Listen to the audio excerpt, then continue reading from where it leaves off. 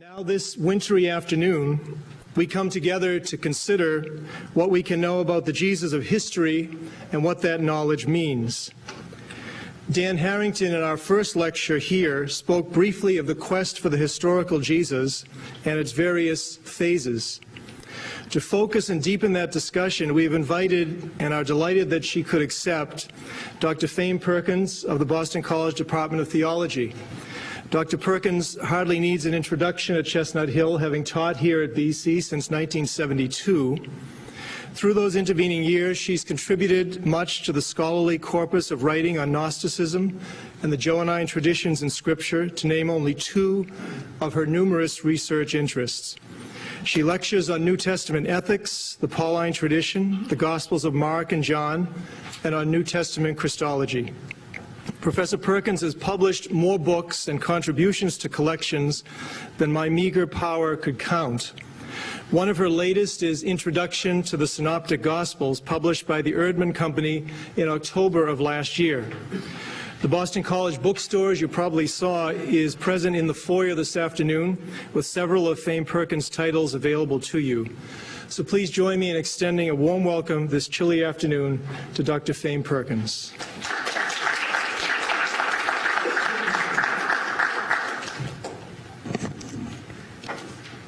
Thank you. As I told my students earlier this morning, it's all due to the Coke Zero people. They decided to give away Coke on campus, so the gods showed their disapproval of Coke Zero and turned everything so cold that nobody wanted all these cans of fancy Coca-Cola. While the sort of formal title was Jesus of History, I sort of fooled with the title and said, well, really, it's Jesus in whose history? Because the process, as you partly may, or anybody who heard Father Harrington know, is a process of both untangling Jesus from a lot of histories and stories and myths and patterns in which he has been encased over the centuries, and at the same time, even when we do historical investigation, trying to figure out who the individual is for us. And consequently, as you doubtless know, if you try to sort through all the Obama books in the bookstore, you cannot possibly have enough books even about who a contemporary figure is.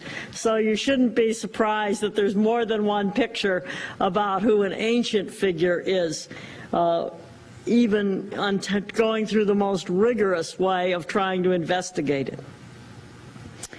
In line with the more recent presentation, the Gospels as represented through art, really from ancient times, from the non-canonical Gospels that were written in the 2nd, 3rd century on, up to contemporary films, which may be more familiar to some of you, like Jesus of Montreal, Jesus Christ Superstar, or The Passion of the Christ. Both believers and non-believers alike consistently refashion the Jesus story. And it's important to recognize that in doing so, artists come up with costuming and settings for biblical stories that match the habits and dress of their own age. And even in the case of a movie like that of Mel Gibson, which alleged to be informed by history, in fact, he used a very stock cinematic code about Romans and sort of Jewish high priests and how they dress, which drives any historian crazy. People in my family don't like to go to the movies with me because I'm usually going crazy. And he dressed it up with a little pseudo-historicism by having everybody run around speaking Aramaic, only it was not 1st century Aramaic, but a lot closer to the Aramaic that Iraqi Christians still use, and so many of them in Chicago and other places were sort of quite happy to flock to the film just to hear something of the old language, a dialect that was familiar to them. For people like myself who spend our time trying to inhabit the 1st century world as best we can, trying to get a handle on what it might have been like using the best tools of linguistics and archaeology, any written evidence that we can find. The mistakes in most of the popular films or books are legion. And there's hardly any surprise in that. Any ancient event, once it's represented in the popular cinema, for example, the movie The 300 about the Battle of Thermopylae, will bring hems and haws and pained looks and groans from the ancient historian. There is no particular reason to fault the film industry for modernizing the ancient world to attract a modern audience. In one way or another, Christians have often done that. They have often sort of modernized or updated or brought the Jesus story into the world of their concerns and their cultural habits. In addition, it is really impossible, of course, to recreate any and all of the details of the setting of a world that we actually inhabit. That's simply an artistic, a literary, and as well as a historical and scientific observation. To try to create a set, a location, costumes, anything of the sort, in the detail you need to have it, especially if you're going to put a picture in film, you're never going to actually get the ancient time. The difficulty for us is to recognize the distinction between our imaginative, artistic, film, literary creations of the past and what might actually have been the case, to sort of be able to hold something of a gap or tension between those two things. For much of Christian history, Christians were not worried much about that question, since what they were arguing about were theological ideas about Jesus. They were arguing about, with a vehemence that we might associate with sports fans, the question of how Jesus is related to God and how his relationship to God impacts our salvation. Given the popularity of Jesus the miracle worker in the earliest forms of Christian art, it's very easy to see that what mattered for a lot of ordinary believers, whatever the sort of theologians were doing, was the fact that in Jesus they had access to some sort of divine power.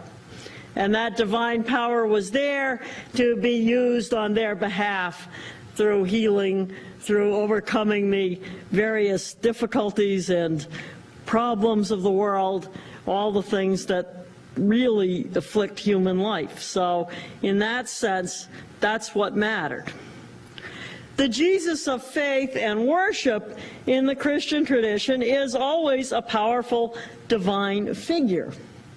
And insofar as they looked to the human Jesus, it was the sense of bringing together what had seemed to many to be so distant. The powerful activity of the gods and the weaknesses and insecurities of human life. As the letter to the Hebrews puts it, since then we have a great high priest who has passed through the heavens, Jesus the Son of God, let us hold fast to our confession. For we do not have a high priest who is unable to sympathize with our weaknesses, but we have one who in every respect has been tested as we are, yet without sin. Let us therefore approach the throne of grace with boldness so that we may receive mercy and find grace to help in time of need. So the end of the first century, a Christian kind of picture of Jesus has nothing to do with a historical figure in Galilee and what the fishing boat looked like or anything like that, but sees the Jesus who lives in heaven as bridging a gap between divine power, concern, assistance, and human weakness and suffering, and basically says, well, this is what this figure assures us of, that we actually have an access to God. We have an access that's sympathetic in some way, has shared everything of our condition except for sin. That way of looking with Jesus changed in the 18th century with the Enlightenment, with the development of academic study of history in the 19th century. Scholars recognized, as they looked at the Gospels, that they were not getting a kind of naive picture, a simple report about Jesus, but that in many ways the Gospels were more like our contemporary filmmakers than investigative reporters or historians. They realized that each evangelist had shaped the sources and traditions available to him, or even perhaps some kind of reports or small records of sayings that had been passed on orally, and reshaped all of these sources into a particular depiction of Jesus as the Son of God that in many cases was intended to promote the Christian faith in a given context. So Matthew's context is different than Mark's and John's, and the picture has been shaped to address those people and their context. For some in the 19th century, even the 18th century, that quite reasonable observation, which is simply a historical and literary observation about the nature of our biblical sources and the gospel traditions, and which in its simpler form is the official teaching of the Catholic Church. So the Catholic Church does not teach that the Gospels are a literal report recorded, but that in fact they have been shaped and transmitted by the evangelists for the needs of the faith community based on the other earlier layers of tradition. So that's a perfectly reasonable position. But for some, they reached another conclusion, a conclusion which the more conservative side of Protestantism and Catholicism until the 1940s felt would be destructive to faith. On the one hand, there was a kind of liberal theological movement in the late 19th and early 20th century that drew a sharp distinction between the actual human Jesus and the divine Christ of faith. So this is something that really hadn't happened before, but it was one way of responding to the historical learning.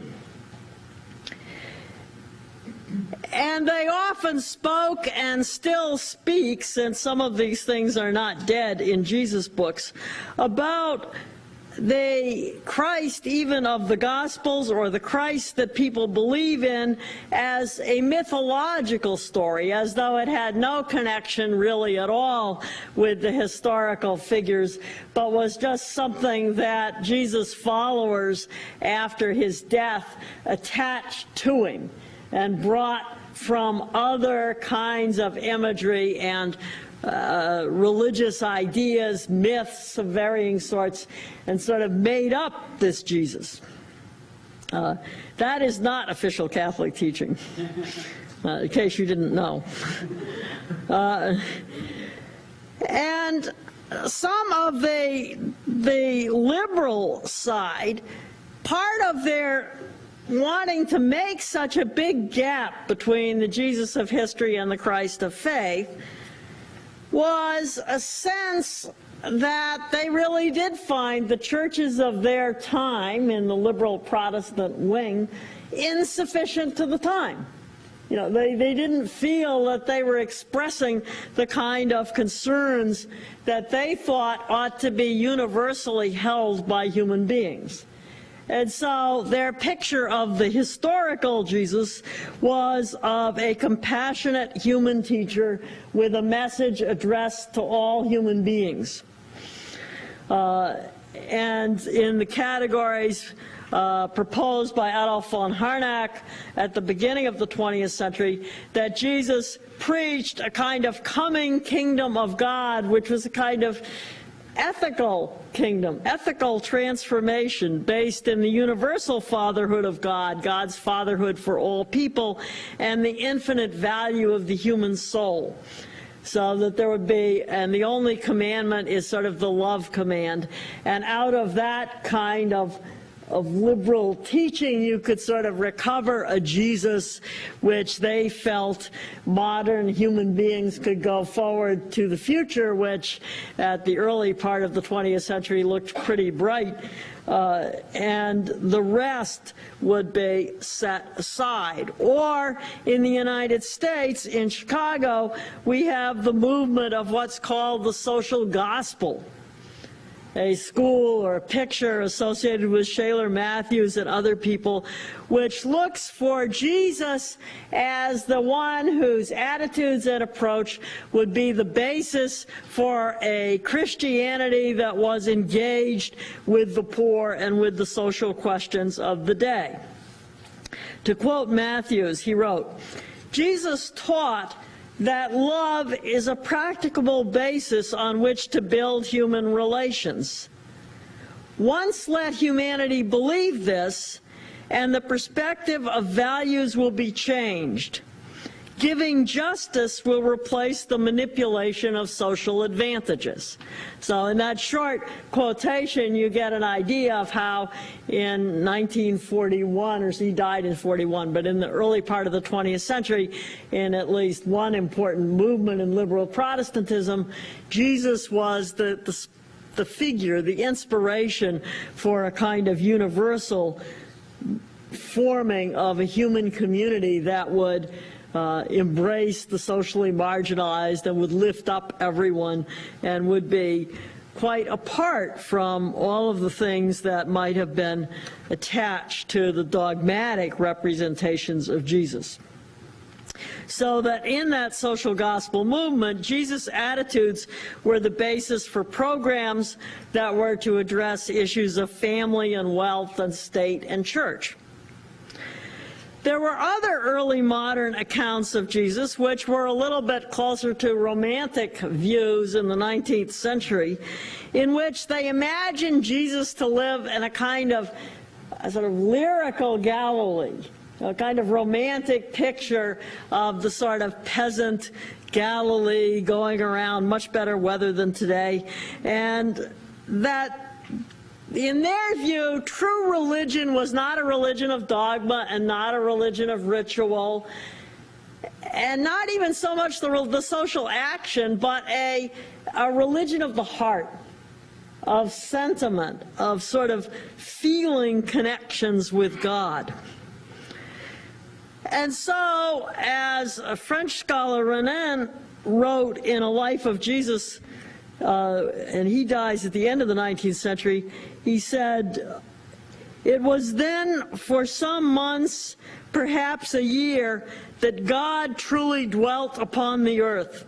The voice of a young carpenter suddenly acquired an extraordinary sweetness. An infinite charm exhaled from his person, and those who had seen him up to that time no longer recognized him." So this romantic picture of Jesus, the young carpenter, just sort of attracting people to him in this kind of brief honeymoon Galilee period is a kind of romantic view. And if you want to say, what does it mean for Jesus to be divine, that's sort of the way in which he felt he could understand it. He was also condemned by the Catholic Church, of course, but it's typical of the time. Now, these presentations of the historical Jesus seem as closely linked to their times in a way as the older dogmatic pictures of Jesus that they replaced. But it's amazing if you look around some of the books on Jesus and things that you find floating around in the ultra-conservative Protestant market, well represented at Barnes & Noble, you can find elements of the early modern Jesus and the romantic Jesus figure. You know, even the sort of what would Jesus do bracelets have an element of the romantic about them, imagining we can just sort of touch in with this sentiment and go forward. There was, however, at the same time, a new change to all of this liberal and romantic construction of Jesus, which came with taking a kind of hard look at what we call the Jewish framework in the first century, asking about the strange ideas that show up in the New Testament that are not particularly prevalent even in the Hebrew Bible. Namely, those ideas associated with what we call apocalyptic. Studies of the historical Jesus forced scholars to recognize that there's a whole bunch of Jewish history and religious thought that happened between the end of the Hebrew Bible, particularly the parts of it that Christians are most familiar with, and the first century. And so simple continuities between Old Testament texts like the prophecies of Isaiah and the story of Jesus leave out a lot of the context. They have to be disrupted. On the one hand, of course, Old Testament scholars at the same time discovered that the Hebrew prophets were deeply involved in their own historical and cultural worlds. And so it wasn't just a matter of Isaiah sitting there and predicting Jesus in any easy kind of way when he made his oracle to Isaiah about the young woman who was going to give birth to a child. On the other hand, this development of Jewish religious ideas between the 3rd century BC and the 1st century of the Common Era, writings which are hardly represented in the Christian canon, though that period is a little better represented in the Catholic canon than in the Protestant Bible, required scholars to recognize that there was a different religious world out there. Along with that, in the middle of the 20th century, there was the discovery of a whole library of a Jewish sect or group that we refer to as the Essenes near the Dead Sea at Qumran. And that has considerably increased our evidence for Jewish religious vocabulary and thought and writings and texts in this period. But even before that new material had come online, historians like Albert Schweitzer had already recognized that there were elements of an apocalyptic worldview surrounding Jesus and embedded in his teaching that don't look anything like the gospel of the liberal Christianity of the early 19th century or the romantic Christianity at all. The basic elements of an apocalyptic point of view are represented in the Bible only really in 2 apocalypses, the book of Daniel, which in the Christian canon ends the sort of Jewish part, and the book of Revelation at the end of the New Testament canon. According to this apocalyptic perspective, the world is a place in which a succession of global empires have increasingly become the embodiment of evil powers. And the righteous have to suffer and see themselves as enduring life in an evil age. So it's not the kind of age that you can just go out and transform it, because basically it's stacked against you. God's let it be stacked against you.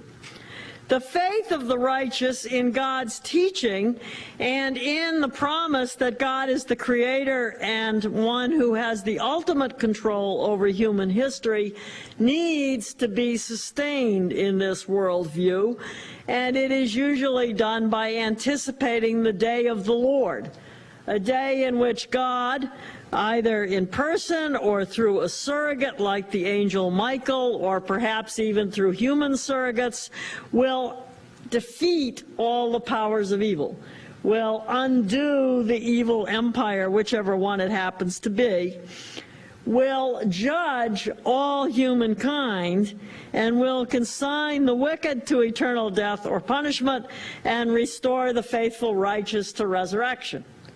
That's a kind of general schematic scenario of how the world looks in these apocalypses. Two selections from the book of Daniel, which appear frequently in the Catholic lectionary, give a kind of snapshot of some of the basic viewpoints. The first imagines that that day of judgment is inaugurated when a human figure, described as one like a son of man, is elevated to or ascends to the divine throne. And Daniel 7 says, "As I watched in the night visions, I saw one like a human being," that is a son of man, "coming with the clouds of heaven. And he came to the Ancient One and was presented before him. To him was given dominion and glory and kingship, that all peoples, nations, and languages should serve him. His dominion is an everlasting dominion that shall not pass away, and his kingship is one that shall never be destroyed."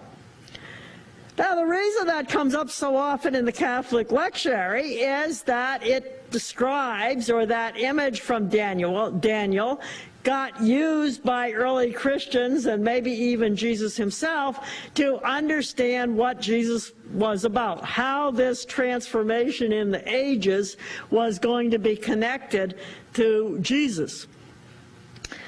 And he may have appealed to that tradition, whether he meant himself directly or was simply appealing to Daniel's conviction of faith about the eventual subjection of all nations, peoples, and kingdoms to divine rule. Is a matter for some debate among scholars. But it's clear that Jesus, in the early Jesus tradition, we get sayings in which he uses this Daniel imagery, this Son of Man imagery.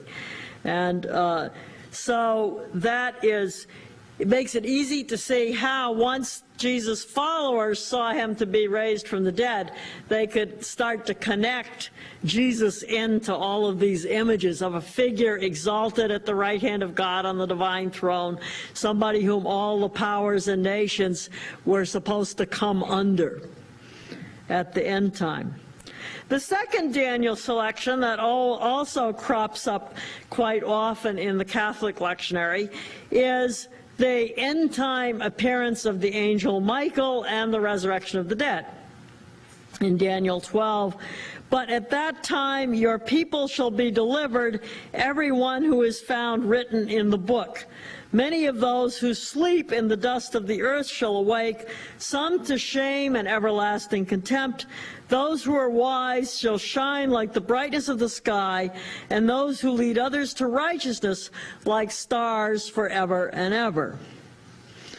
From this perspective, then, for the early church to announce that the reign of God was near or at hand, as Jesus and before him John the Baptist had done, suggests the ending of the world as we know it is what's at hand. Now, so it's not really the reign of God as the initial social gospel. It suggests that empires will be destroyed, the demonic powers of evil behind them, and the wicked human agents of evil will be erased from the earth, and God's rule will extend to all of humanity. Although scholars have still persistently tried to find a Jewish precursor for the idea that the human agent of this change in the ages would suffer death in the process, there has been no credible Jewish version. They're all coming up with attempting to find a suffering or dying Messiah, but there's no credible Jewish evidence for that piece of the story as part of this apocalyptic account. So that leaves a question. Did Jesus reconfigure the apocalyptic scenario in order to encompass his own death that he saw looming on the horizon in Jerusalem? He had, after all, the fate of John the Baptist as a fairly sober reminder that the kings were just as ruthless in his day as in later days.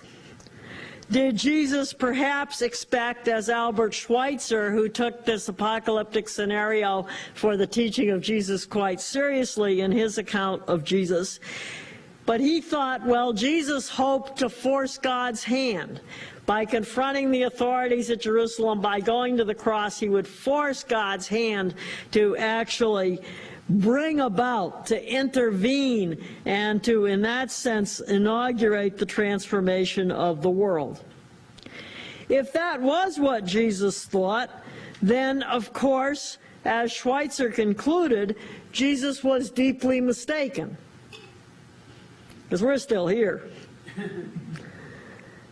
And Schweitzer, in effect, himself concluded that Jesus' followers, who had this hope that somehow this end of the world would come and the transformation they were expecting would occur, and when that didn't happen, then they sort of latched on to resurrection and the Son of Man and sort of a future coming, quite apart from what Jesus himself had taught. Therefore, for Schweitzer, it was neither a religion of Jesus nor the faith reformulated by his followers after his death and resurrection that was the basis for Schweitzer's own social gospel. So Schweitzer basically leaves New Testament scholarship and other things and goes to Africa and spends the rest of his life providing medical care to the poor in Africa. But to him, it was much more a kind of Enlightenment morality of this is what human beings sort of owe to other human beings than a discovery of a kind of social gospel Jesus, because the Jesus he discovered was too deeply embedded in this sort of notion that the way the just universe comes to existence is through this apocalyptic scenario in history. No one can evade the apocalyptic elements in the genome of the Jesus movement. Some scholars have tried to reconstruct a historical Jesus who was devoid of all apocalyptic language and expectations. You get left with very little when you try that. You have a somewhat stripped down collection of sayings in which you try to take out all the apocalyptic elements about judgment and future kingdoms and all of that. And you have a Jesus who's kind of a wandering cynic philosopher, or a Jesus who's kind of a wandering charismatic healer and magician. And it's very hard to see in that context how such a person would have either elicited the large public interest and effort rejection that he did, or would have been able to found a movement that continued after his death. It's also possible to propose that Jesus did work with this apocalyptic language and expectation, but that he had certain unique twists on it in the way in which he used it. The kingdom of God, he may have thought or argued, is already present in some way, that we're not just waiting for the future, but there are surreptitious ways of undermining evil. Whether it's Jesus' own healing and exorcism undermining demonic powers, or whether it's new forms of human community that are being created. It also seems to be a fairly reasonable conclusion that Jesus is not particularly engaged in the imagery of violent overthrow of evil, which you get in a lot of other apocalyptic texts. Instead, he may adopt, or his followers adopt, a model of undermining evil that involves accepting certain elements of suffering. Still, other reconstructions of the historical Jesus adopt a somewhat different hermeneutical strategy. They argue that the imagery of apocalyptic, with its roots in ancient Near Eastern mythology, is simply not able to communicate anything to 20th or 21st century believers. We don't live in that world, we don't trade in that world, we don't talk in that world, and it takes the constant effort of explaining to even understand what people mean when they use it. So some scholars say, well, we must demythologize. We must find a language of our own that is not the language of apocalypse, but which captures what it means for Jesus to sort of teach an overcoming of violence or hostility, or an overcoming of death, or to teach a confidence in God's victorious power over evil. And there are many versions of this. Walter Wink is probably one of the best known scholars in terms of saying, well, we're going to take all these powers seriously, but for Walter's point of view, it's a project of Christian nonviolence and pacifism, which partly comes out of that way of rethinking the language of evil powers and apocalyptic. Those are some of the large parameters, and obviously depending on where a person comes down, you're going to get very different pictures of Jesus. The concluding thing I would like to call to your attention or suggest about the new perspective on Jesus in history is what I've called Of Dinners, Vineyards, and the New Social Gospel. Because it seems to me that the most prominent and perhaps the most promising way of trying to rethink ourselves into who this Jesus is, not simply as a debate among historians, is the attempt, which has come out of contemporary research and theology, to find a new interest in the social gospel as Jesus understands it. What's the obligation of the community in the larger society? Much of the new social gospel reconstructions of Jesus have also drawn on studies of archaeology and culture and the history of Galilee and Judah. They have embodied insights taken from the social sciences, which are about community formation, identity formation, shame and honor, cultures, and anthropology. They have embodied elements from liberation theology, and most recently, the new theological concerns with globalization. The participation of third world Christians in the tasks of exegesis and their insistence that we find a church and a Christianity that has shed its colonial heritage, that post-colonialism, is also part of the mix. So we've been very busy. I'm going to pick two elements in the teaching of Jesus from recent Sunday gospel readings just to illustrate a couple of the features of this approach, partly because at least some of you might have actually gone to church and heard these, and if you didn't, they were handed out in minuscule print so you can go to your eye doctor and get a new prescription for glasses. One of the first things is to recognize or to suggest that Jesus' ministry about the kingdom of God, about God's reign, was the process of forming new relationships, forming a new community. And in that process, Jesus is representing not some abstract religious reality, but the actual plight and situation of a Galilean peasantry in his proverbs and in his parables. This means that some interpreters, Bruce Molina, Sean Frayne, and Halvor Moxnes, often use political, social, and economic life as it is seen in the developing world today to model the possible realities of Jesus' first century world in Galilee. To quote Bruce Molina, developing countries, apart from capital cities, form ruralized societies.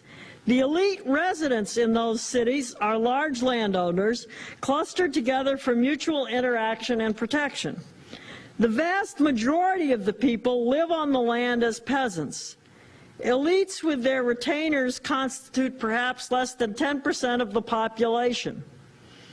And here's the kicker, physical violence is the main way to get things done. In the imperial system, the essential application of power was to benefit the elites and their retainers by further acquisition of land and its products, vegetable, animal, and human.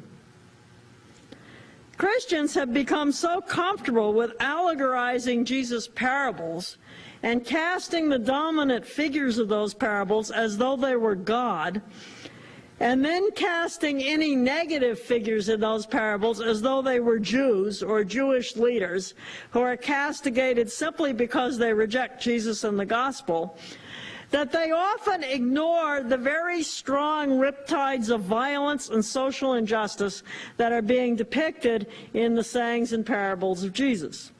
Well, that's the main element that's being recovered by what I'm calling the new social gospel. Jewish scholars like Amy Levine have persistently called Christians to task for setting up derogatory contrasts between Jesus and his religious heritage, even when they try to reconstruct rural Galilee or first century Judaism.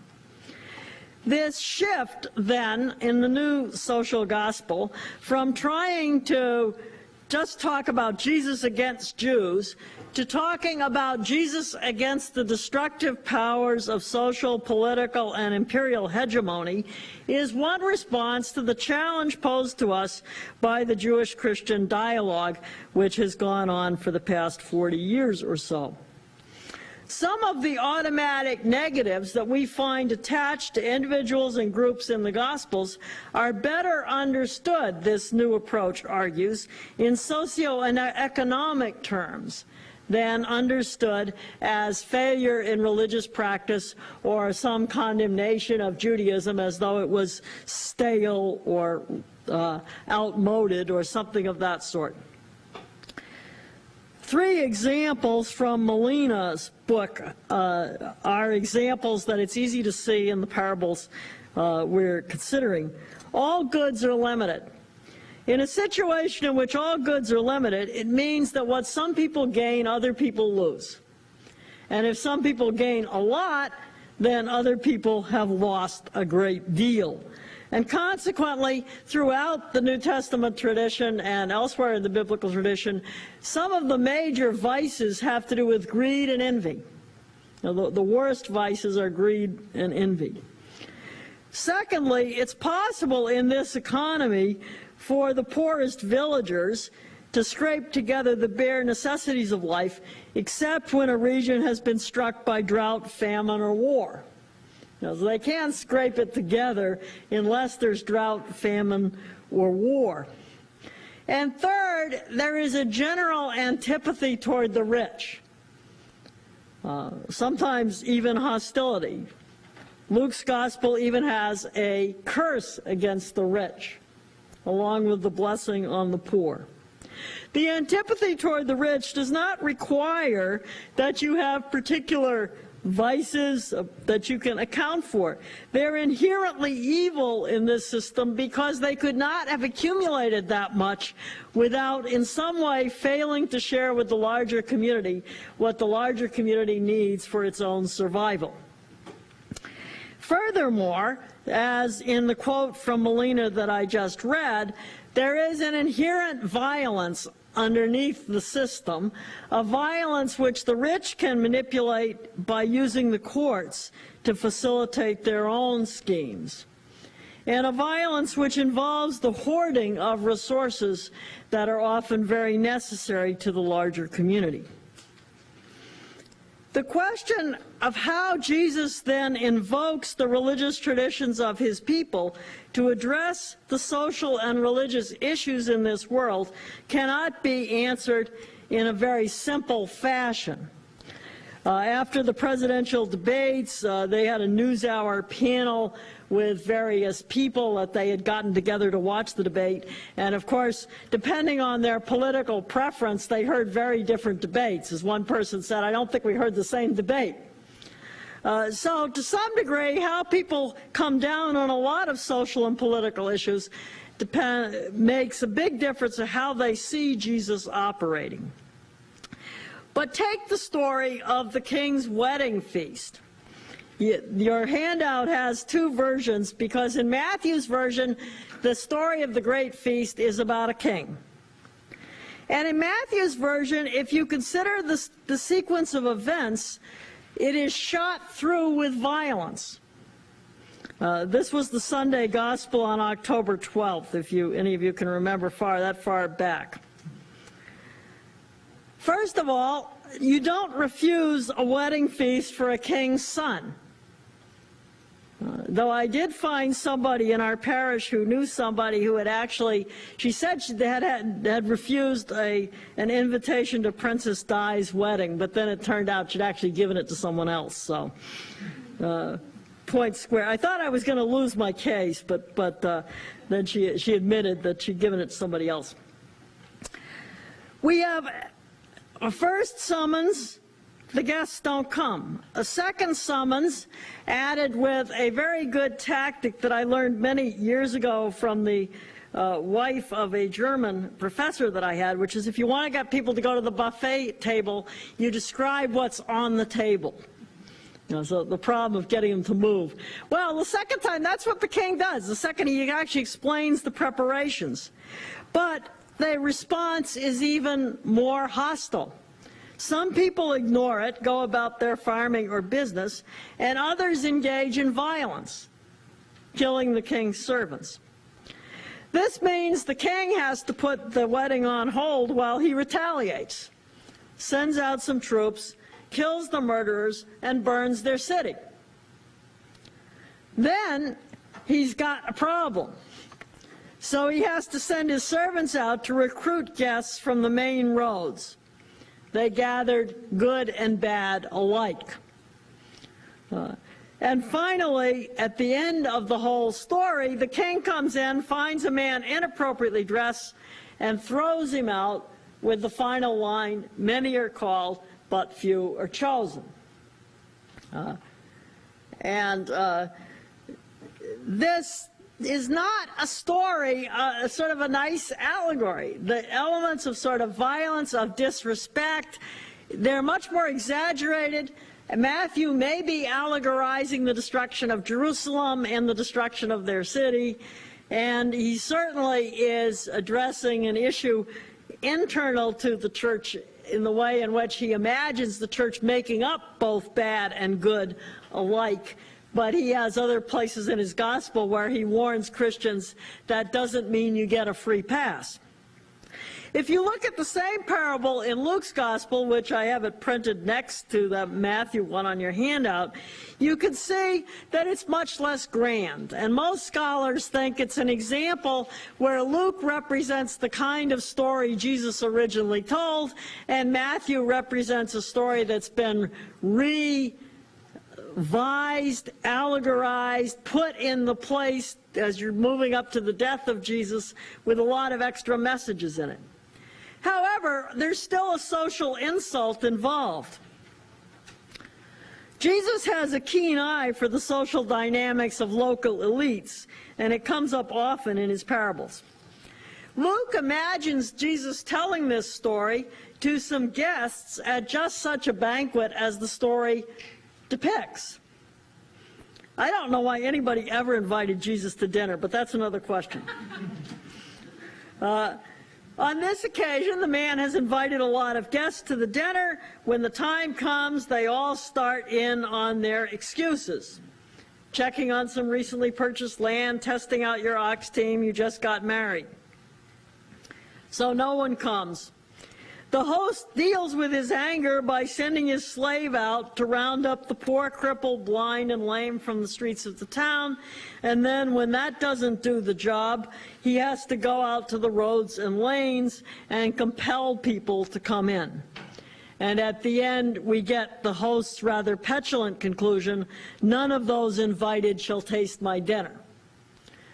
Now, if you aren't busy allegorizing the host as God, it's a different sort of story.